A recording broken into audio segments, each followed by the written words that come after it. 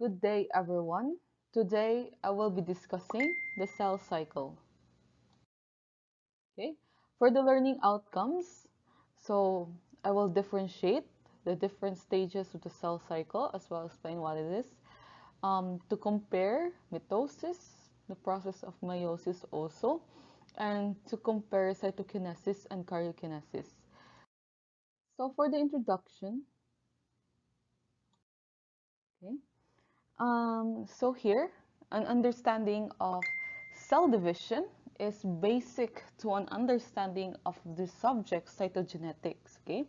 So dividing cells are needed in order to study the chromosomes using this traditional cytogenetic technique. So actually, there are two types of cell division. We have mitosis and meiosis. When you say mitosis, it is a division of somatic cells, okay? And meiosis is a special type of division that occurs only in the gametes, okay, or gametic cells. So, cell cycle here is the repeating pattern of cell growth followed by division. So, to understand abnormalities, I mean chromosome abnormalities as well as cancer, we must understand the normal mechanisms that control the cell cycle and prevent the proliferation of genetically damaged cell. So for the cell cycle stages, Um, the cell cycle actually is divided into three-part interface composed of first you have G1 or GAP1, we have S or DNA synthesis, and G2 or GAP2.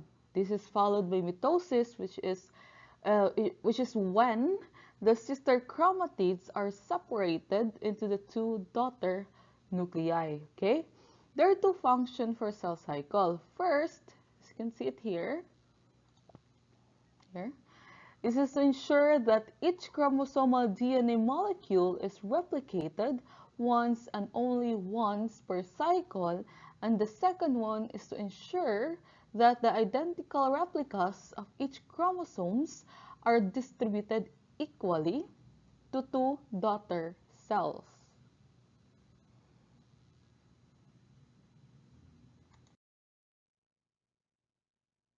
So this is the visual representation of the cell cycle stages, okay?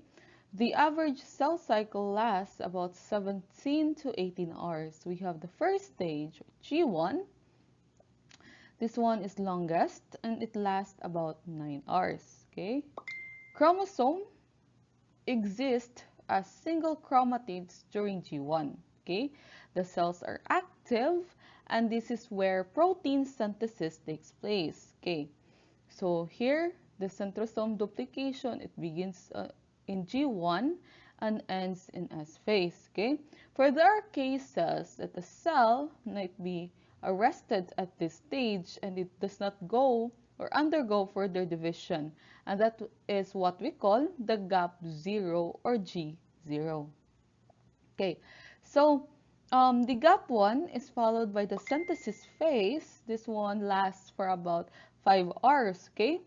So here, DNA synthesis occurs. So basically, the DNA replicates itself. You have the chromosomes that have the two identical sister chromatids, okay?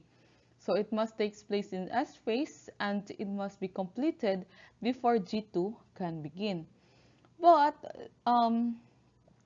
there's, there are DNAs that replicates early in the S phase, and there are those that replicates later. So, early replication of this DNA contains higher portion of active genes than those which is later pa, ganyan.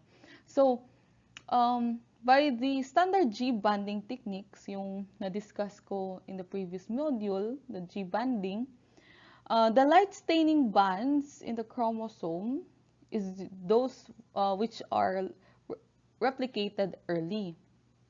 Okay, and those dark staining bands and are those that replicate late in the S phase. Okay, so that's it. So for the GAP2, GAP2 actually lasts about 3 hours. So this in this phase, as you can see, the cell prepares or undergoes cell division. Okay, so the completion of this stage represents the end of the interphase. Okay, so the final stage, the final step in the cell cycle is mitosis. So this stage, this one, will last about 1 to 2 hours. Okay, so mitosis, as you can see here, yeah, is a process by which cell reproduce and it will create two daughter cells that are identical to one another and also identical to the parent cell. Okay, so I will further discuss mitosis in the later slides. So before we proceed to mitosis, I would like to include this topic in cell cycle stages, the cyclins and the cyclin-dependent protein kinases. Okay, so these proteins are the one that propel the cell through the cell cycle. Okay, so in the early stages of the cell cycle, progression from one phase to the next is controlled by protein complexes. We have these the cyclin CDK complexes, okay? So they are the combination of cyclin subunits and the cyclin-dependent protein kinase subunits, okay? So this one will regulate the progression of the cell cycle, as you can see it here, okay? So more than one cyclin may be present in cells and at the same time in the cell cycle. So um, as well as the CDK. So they are able to form complexes with different cyclins. Okay. So each cyclins here appears at its characteristic time. So here in G1 we have the CDK4, the CDK6, and it will last until here, this blue one. We have the ECDK2, the green one. It will last only here, in this part, but still part of the G1 phase. And then here you have the A CDK2. It started here, in the start of the S phase until the end. Okay, the CDC2 here will start here in G2 until the end. It's basically like that. Okay. So the cyclin will actually disappears when its gene is no longer transcribed and made and its mRNA and proteins are degraded. Okay, here. So these cyclins or the CDK complexes will always be present here in this phase, but it will not be present on the next stage. So that's it. Okay. So okay. Um, As I said, cyclins decay complex control progression through the cell cycle through their activity as protein kinases. Okay, they actually attach phosphate groups to the hydroxyl groups present in the amino acid. We have serine, threonine, and tyrosine. Okay, so the cyclin component of the complex binds to the protein substrates and it will tether and allows CDK component to phosphorylate. Okay, so once the targeted protein is phosphorylated, it dissociates from the cyclin CDK complex. So the activities of the phosphorylated form of a protein differ from those of the unphosphorylated form. Okay, so again, you have the phosphorylation, yeah, it actually activate one enzyme, but it will inactivate another. Okay, so even a single enzyme molecule phosphorylation at a different site, we have opposite effects. So after this, we have okay the mitosis and the meiosis process. So mitosis, it is a process of nuclear division. It will ensure that each of two daughter cells receive a diploid complement of chromosome identical with the diploid complement of the parent cell. So that's basically the description of mitosis, okay? This one is actually accompanied by cytokinesis. So say cytokinesis, it is a process in which cell divides to yield two daughter cells, okay? So the basic process of mitosis is presented here in this slide, okay? You have here first, each chromosome is already present as a duplicated structure at the beginning of nuclear division, okay? Second one here, each chromosome divide into identical halves that become separated from each other. And the third or the last one, the separated chromosome halves move in opposite direction and each becomes included in one of the two daughter nuclei that are formed. So I will discuss it step by step on the next slide. So mitosis started with prophase, okay? So during the prophase stage, chromosomes begin to coil, so they become more condensed, and they begin to be visible as discrete structure, okay? And nucleoli are visible but disappear as the stages progress. So here is another picture in an animal cell. Second, we have the pro-metaphase. Okay, after prophase, so pro-metaphase. So this is just a short period between prophase as well as metaphase. Okay, the nuclear membrane, as you can observe, the nuclear membrane here disappears and there are spindle fibers. Okay, so the chromosomes are attaching to the spindle fibers at their kinetochore location. Okay. Then third, after pro-metaphase, you have metaphase. So in metaphase, the mitotic spindle is completed.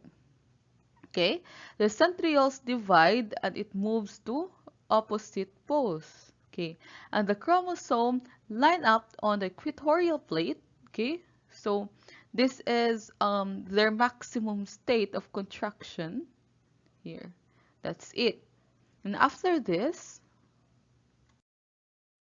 we have the anaphase. Okay, in anaphase, the centromeres divide, as you can see, and the chromatids separate during this stage. So, the sister chromatids migrate to opposite poles, so as this stage progresses. So here is another picture. So, the final stage will be the telophase stage, okay? The chromosome uncoil and become indistinguishable. The nucleoli reforms here, and the nuclear membrane is reconstructed, okay? This one is usually followed by cytokinesis, or we call it the cytoplasmic division.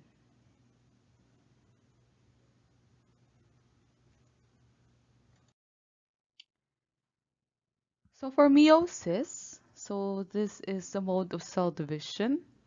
Cells are created that contain only one member of each pair of chromosome present in pre-meiotic cell.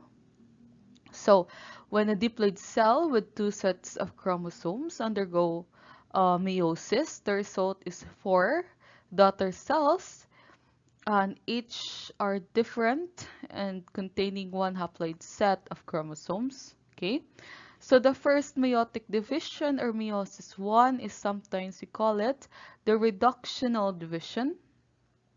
Okay, it divides the chromosome number in half.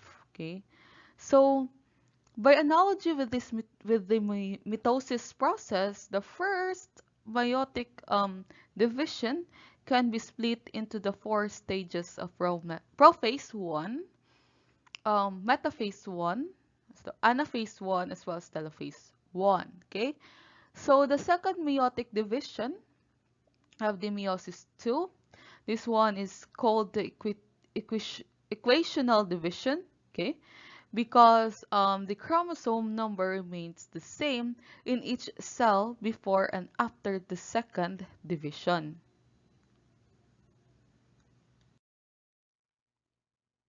So again, meiosis 1, it has, as I've discussed, have 4 substages: prophase 1, metaphase 1, anaphase 1, and telophase 1. But the prophase 1 is a complex stage, and it is further subdivided as seen here. Okay. First, you have the liptotin. Okay. So here the chromosomes begin to condense, and once leptotin takes place, the cell is committed to meiosis. Next, you have the zygotin. Um, Here, the chromosomes appear as a long thread-like structures, which is pair, locus for locus. So this pairing is what we call synapsis. Okay. So this one is necessary for the phenomenon of what we call the crossing over that will take place later in prophase 1. Next, we have the pascitin here. Okay, so here the synapsis will be completed and the chromosome continue to condense, and now they appear as a thicker threads. Okay, so the pair homologues form structures, we call it bivalents, and it is sometimes referred to tetrads because they are composed of 4 chromatids. Okay, so the crossing over actually takes place in this stage, and the result of this crossing over is a reshuffling or a combination of genetic material between homologues, and it will create new combination of genes in the daughter cells.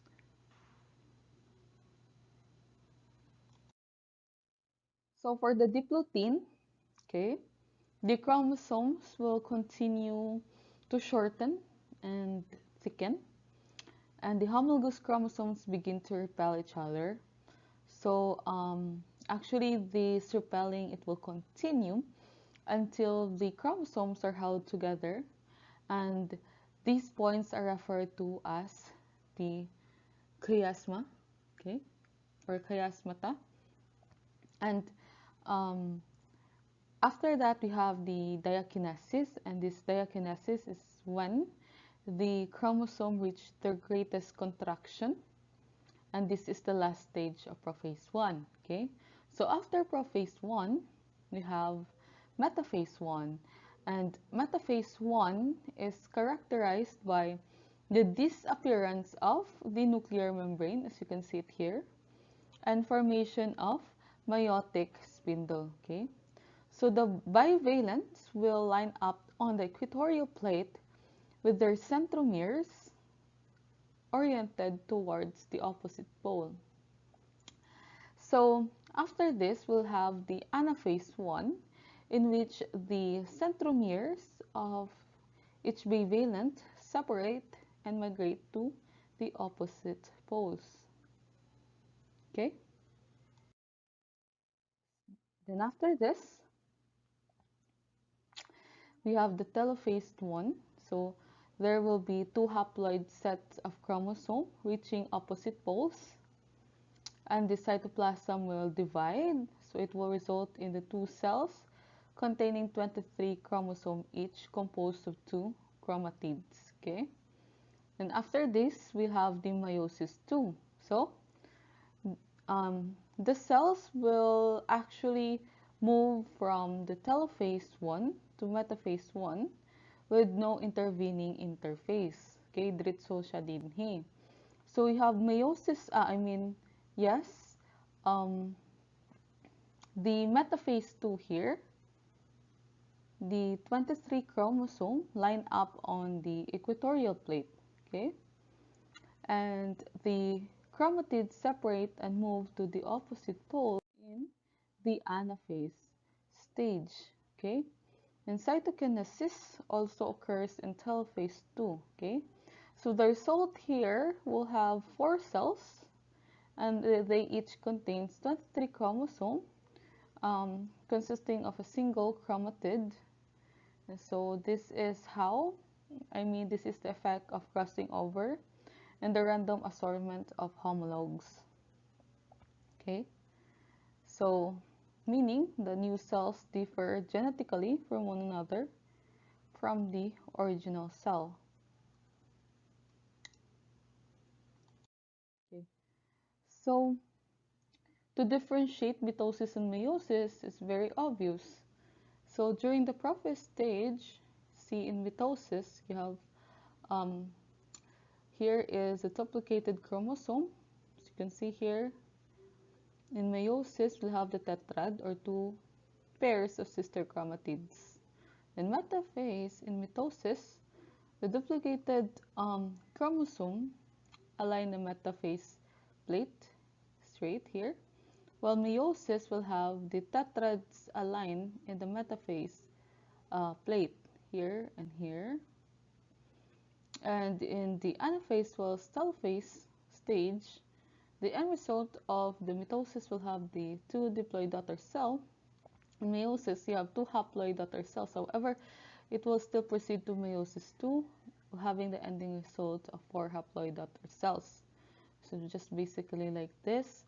And after this, we'll discuss what is cytokinesis and karyokinesis, which is very basic. So for the difference of cytokinesis and karyokinesis, cytokinesis is there is cytoplasm division, while karyokinesis is the division of the nucleus. In cytokinesis, we have compartmentalization. So karyokinesis will have the daughter chromosome separated into 2 daughter nuclei, and then cytokinesis is actually dependent here in this process, and karyokinesis occurs even without cytokinesis. So actually during cytokinesis, the elongated parent cell, it will actually separate into independent uh, daughter cells with identical nuclei. Okay, so this process usually begins during anaphase, pero it's not completed until telophase stage. Okay, in the animal cells, the cytoplasmic division, um, it depends on the formation of contractile ring. So it actually looks like it's pinching the cells into an equal halves. Is this just like that? So after this, we have, okay, that's the end of my lecture. So thank you very much for listening.